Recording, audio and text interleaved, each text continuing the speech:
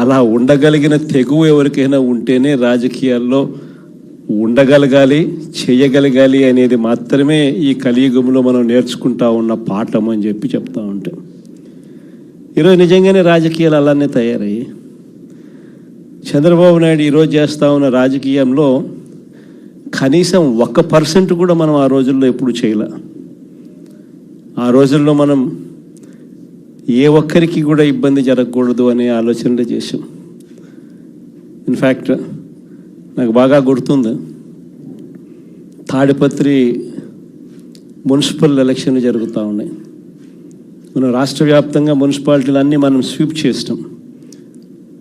రాష్ట్ర వ్యాప్తంగా జెడ్పీటీసీలు స్వీప్ చేసినాం, ఎంపీటీసీలు స్వీప్ చేసినాం, సర్పంచ్ స్థానాలు స్వీప్ చేసినాం. మున్సిపల్ ఎలక్షన్లలో కూడా మనం ఓడిపోయింది బహుశా రాష్ట్ర వ్యాప్తంగా ఒక 2 మున్సిపాలిటీలు మనం ఓడిపోయినాం. అందులో తాడిపత్రి ఒకటి. వాళ్ళకు 18, మనకు 16. కేవలం వాళ్ళకు తేడా 2. మన ఎమ్మెల్యే వండుకొని అన్న 2 అయినా తేడా ఎత్తేద్దామన్నాడు.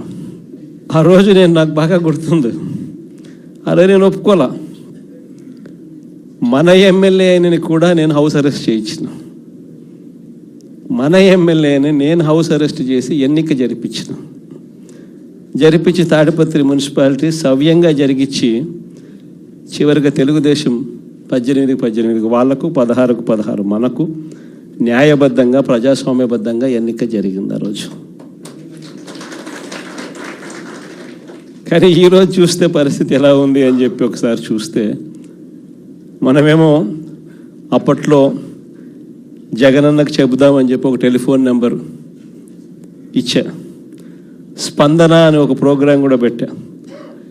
ఎవరికి ఏ ఇబ్బంది వచ్చినా కూడా కులం చూడలా, మతం చూడలా, రాజకీయాలు చూడలా, పార్టీ చూడలా, చివరికి తెలుగుదేశం వానికి కూడా ఏదైనా ఇబ్బంది వచ్చినా కూడా జగనన్నకు చెబుదామని చెప్పి ఫోన్ చేస్తే చాలు, ఎమ్మెల్యేలు అడ్డుకున్నా, ఇంకొకరు అడ్డుకున్నా కూడా జగనన్నకు చెబుదామనే నెంబర్కు ఫోన్ చేస్తే చాలు, వెంటనే స్పందన ఉండేది, వెంటనే పరిష్కరించే పరిస్థితి మన హయాంలో మనం చేసాం.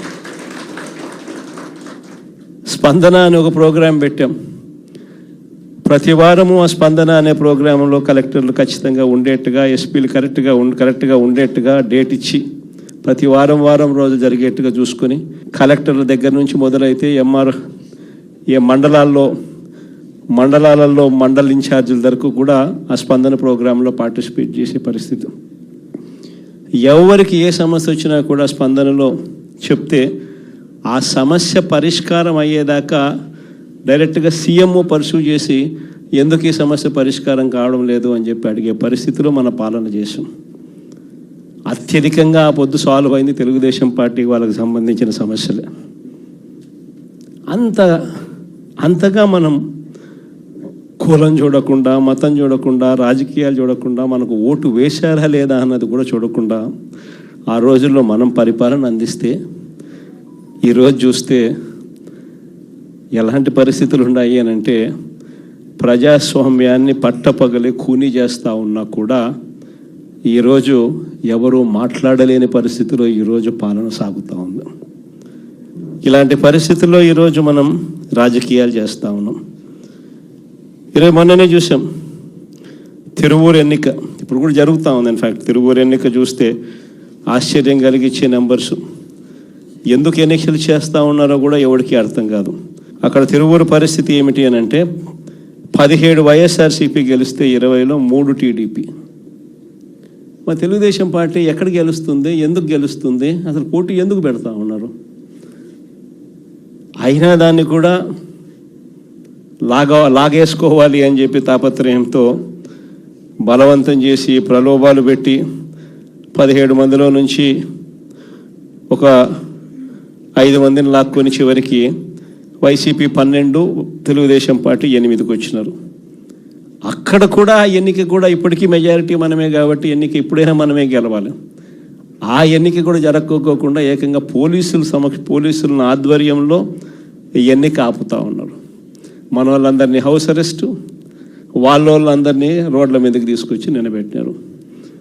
ఈరోజు హౌస్ మోషన్, కోర్టులో హౌస్ మోషన్ ఈరోజు మనం మూవ్ చేసి ఈరోజు ఆ ఎన్నికకి సంబంధించి ప్రొటెక్షన్ ఇచ్చి పోలీసు వాళ్ళని తీసుకొని పోయి ఎన్నిక జరిపించమని చెప్పి కోర్టులు చెప్తే ఆ ఎన్నిక జరుగుతుందో జరగదో కూడా ఇంకా తెలియదు.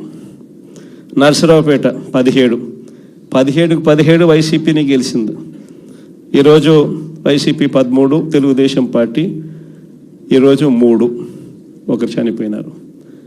సో ముగ్గురే ఉన్నప్పుడు, ఇప్పటికీ మనకి మెజారిటీ ఉన్నప్పుడు తెలుగుదేశం పార్టీ ఏ రకంగా గెలుస్తుంది? కానీ కోరం లేకపోయినా కూడా మేమే గెలిచేసినామని చెప్పి డిక్లేర్ చేసుకున్నారు. కారంపూడి 14 వైసీపీ 14 వైసీపీనే గెలిచింది. ఈరోజు ప్రలోభాలు పెట్టి ఇంకొకటి చేసి వైసీపీ 8, తెలుగుదేశం పార్టీ 6. అయినా కూడా మనకే మెజారిటీ ఉంది. అయినా కూడా అక్కడ కూడా కోరం లేకపోయినా కూడా మేమే గెలిచాము అని చెప్పి డిక్లేర్ చేసుకున్న పరిస్థితి. అంతెందుకు కుప్పం మున్సిపాలిటీ దగ్గర నుంచి మొన్న జరిగిన రామకుప్పం ఉప ఎన్నిక దాకా కూడా ఎక్కడ చూసుకున్నా కూడా ఇదే పరిస్థితి. ఈరోజు ఇక్కడే ఉన్నారు. ఎందుకు?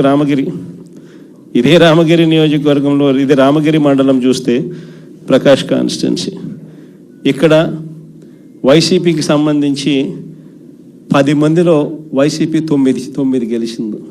తెలుగుదేశం పార్టీ గెలిచింది కేవలం 1. మరి అలాంటప్పుడు ఎన్నికెందుకు జరపాల? ప్రజాస్వామ్యంలో ఒక పార్టీ టికెట్ మీద, ఒక పార్టీ బీఫామ్ మీద, ఒక పార్టీ గుర్తు మీద గెలిచినప్పుడు ముఖ్యమంత్రిగా ఉన్న మనమే దాన్ని కాపాడలేని పరిస్థితిలో మనమే పరిపాలన చేస్తూ ఉన్నప్పుడు, మనమే ప్రజాస్వామ్యాన్ని దగ్గరుండి పోలీసులను పెట్టి మరి కూనీ చేయించమని చెప్పి మనమే ప్రోద్బలం చేస్తూ మళ్ళీ రాజకీయాలు చేస్తూ ఉన్నప్పుడు ఎందుకు ఈ రాజకీయాలు చేస్తూ ఉన్నాం? ఈరోజు ఇదే రామగిరిలో ఇప్పటికీ కూడా 6 మంది మనము, 9 మందిలో 3 వాళ్ళు లాక్కున్నారు. అయినా ఇంకా 6 మంది మనమే మెజారిటీ. ఎన్నిక పెడితే మనమే గెలుస్తాం. కానీ ఎన్నిక పోస్ట్పోన్ చేస్తూ ఉన్నారు. చివరికి కోరం లేదని చెప్పి అది కూడా వాళ్ళ ఖాతాల్లో వేసుకుంటారు. ఇది జరుగుతూ ఉంది. పాలకొల్లు కూడా ఇక్కడికి వచ్చినారు కూడా బలవంతం చేస్తే 18 మందిలో వైసీపీ 14, టీడీపీ 4 గెలిచింది. ఒకరిని లాక్కున్నారు.